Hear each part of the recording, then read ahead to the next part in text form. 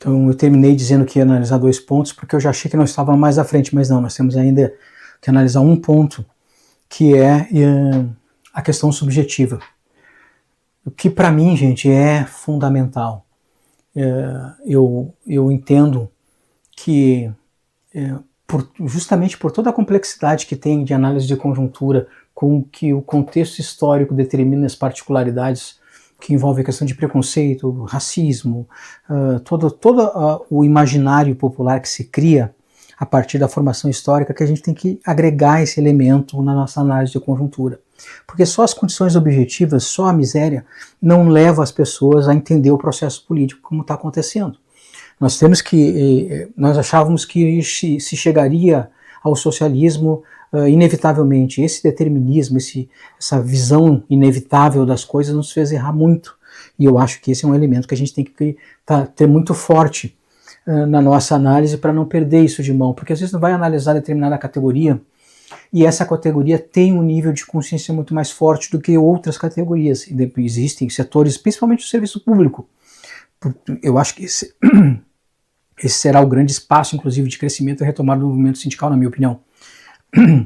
Só pode ser numa parte do serviço público por causa da crise do movimento sindical que existe hoje, mas isso é outra discussão. Mas então, para mim, a questão subjetiva, gente, porque nós temos que entender qual é o nível de consciência política, os valores hegemônicos, a questão de se entender como classe. O grande problema, como eu disse lá atrás, que está no imaginário, que a classe trabalhadora foi vista, foi sempre apresentada como sendo uma classe inferior. Parece que não é ruim ser trabalhador. Entende? Sempre teve essa pecha. Todo mundo quer ser milionário.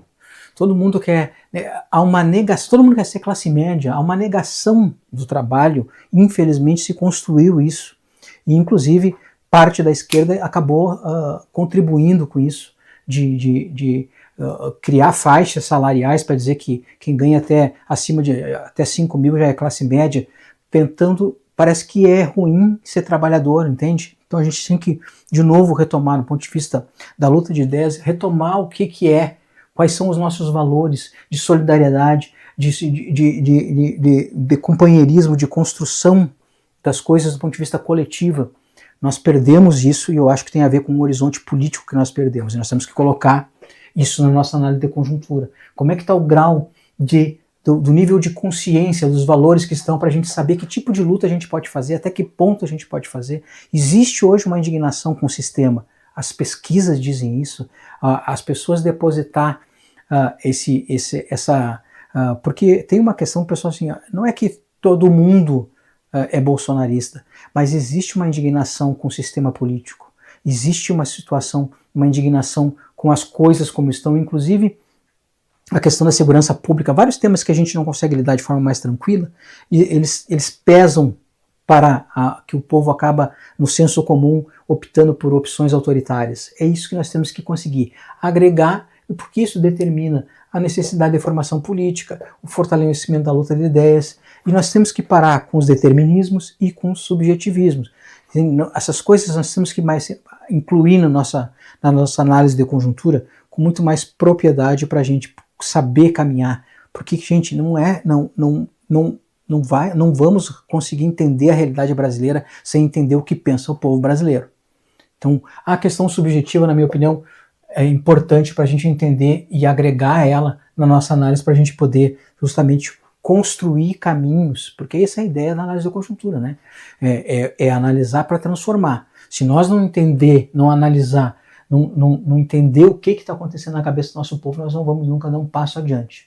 E esse, então, é um elemento fundamental que a gente tem que incluir. Ele não estava eu não sei se vocês lembram, mas no início do curso eu disse, ele não era um elemento específico da análise, eu analisava ele conjuntamente dentro da correlação de forças e tal, ou então dentro do contexto histórico. Eu quis trazer como um elemento destacado para isso, para a gente dar uma importância para isso, para quando vocês for fazer uma análise de conjuntura, no sindicato, na assessoria onde vocês estão, no lugar onde vocês estiverem fazendo, que vocês levem isso em consideração, porque isso é fundamental para a gente elevar a nossa capacidade de entender o que está acontecendo no Brasil. Então, agora sim, no próximo nós vamos pegar os próximos 2 elementos, que são os riscos e as potencialidades.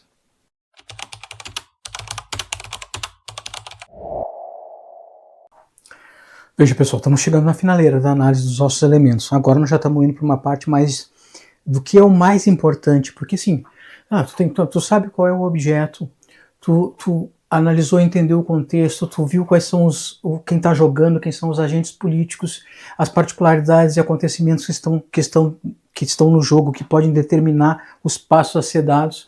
Nós vimos a correlação de força, a questão subjetiva, e agora nós temos que começar a dizer o seguinte, tá, beleza, quais são os riscos, quais são as oportunidades? Porque, vejam, lá no início eu disse assim, análise de conjuntura para transformar a nossa ação política. A ideia de tu entender a realidade é para transformar essa realidade. Vamos tomando, agora nós começamos a fazer a síntese do processo de análise de conjuntura. Então, riscos e oportunidades e construção de cenários. O que pode acontecer? Nós vamos disputar um sindicato. Nós temos uma força política mediana, temos um grande nome, vamos perder a eleição, é certo que fechou um blocão contra a gente, vale a pena então lançar uma candidatura, lançar o nosso melhor quadro, ou vamos recuar e vamos dizer o seguinte, não vale a pena lançar esse nome, porque nós precisamos, então de repente nós temos uma alternativa de fazer uma composição com outros quadros e preservar o nosso. Ou vamos dizer o seguinte, é fundamental que a gente dispute essa eleição e perca a eleição com ele, mostra que vai fortalecer o quadro, porque na próxima nós vamos ganhar. Vejam, nós estamos disputando a hegemonia da categoria. É importante para nós, então, não manter aquele quadro à frente, ou então, não olhando a realidade, tu olha isso, não. Por exemplo, vamos disputar uma chapa no AB.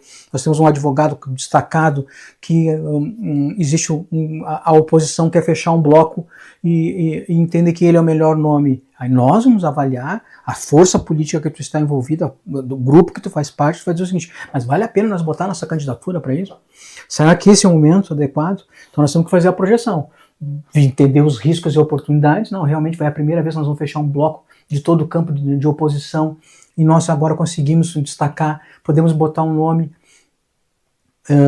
é uma oportunidade de ganhar a eleição, então o cenário é de vitória, e se perder, pelo menos o nosso nome ficou consolidado, porque ele ficou à frente do processo político, tentou unificar toda a oposição, não deu certo, mas a gente conseguiu dar um salto qualitativo do ponto de vista de representação política. A categoria, é jogada, é importante fazer. Então vejam, a leitura, nós vamos disputar a presidência da Câmara Municipal de Vereadores, nós vamos perder na oposição, mas não vai ter consequência nenhuma isso para a sociedade. Veja, não vale a pena. Então, em vez de disputar a presidência da Câmara, vamos fazer uma composição e vamos ficar com uma comissão que é mais importante para o nosso parlamentar fazer um bom trabalho nos próximos 2 anos, que pode botar ele na vitrine, no espaço político para ele concorrer a deputado depois na próxima eleição. Então, nós temos que analisar, fazer os cenários e as consequências dentro de uma análise, de um cenário que a gente viu, dentro dos nossos oponentes, de todos os agentes políticos que estão disputando, para ver o seguinte, esse cenário pode acontecer isso, não é adivinhar, não é nada disso, tá, gente? É construir cenários para tomar posição. Porque depois, no final disso aqui, o próximo passo, depois desses 3 elementos que nós estamos analisando conjuntamente, é fazer o plano de ação. O próximo bloco, inclusive, é o plano de ação. Entende? Então, assim, a ideia é tu, munido de todas as informações, a partir dessa construção, que tu pegou o objeto, destrinchou, decompôs ele todo, analisou todos os elementos e nós estamos começando agora a unificar eles, entende? Nós estamos começando agora a compor de novo a totalidade para tomar decisões. E aqui é então que entra essa parte. O que pode mudar, o que não pode, vale a pena.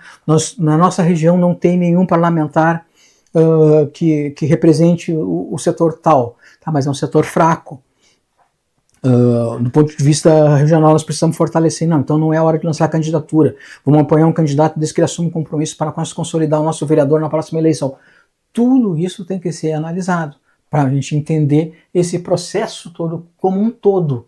Então, riscos, oportunidades e construção de cenários, tu unifica esse processo para depois determinar o que tu vai seguir, o que tu vai construir, quais são as ações que tu, a partir dos riscos, vão te determinar. Nós podemos unificar e para dizer quais são os tipos de ação, porque nós vamos ver onde estão nossas fragilidades, vamos ver onde é que estão as nossas qualidades, onde é que estão as nossas forças, então a gente precisa unificar para cá. Então nós temos que ter ações para isso, para poder, por exemplo, garantir a eleição do nosso candidato a deputado estadual, para garantir a vitória de uma chapa na composição do sindicato tal. Vejam, todo esse processo começa a se consolidar a partir de uma análise dessa decomposição de tudo para a construção do todo, que é a ação política, que é o que nós vamos ver no próximo bloco.